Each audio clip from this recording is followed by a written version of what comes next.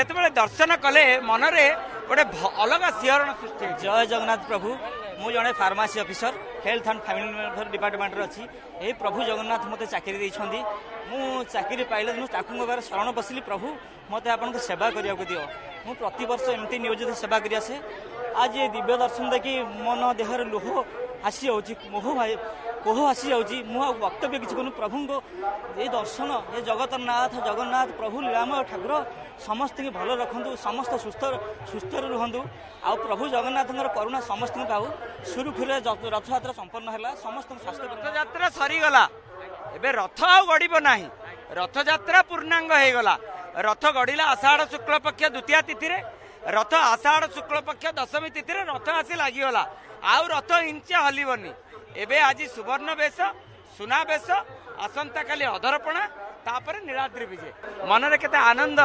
महाप्रभु सम्मुख में आप ठिया आइछन। जय जगन्नाथ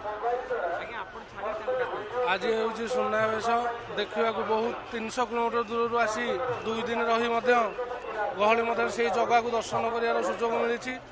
लोकंर जो भाई तत्परता एति कहूँ जे ब्रह्मांडर ठाकुर ता कौन बा लोड़ा।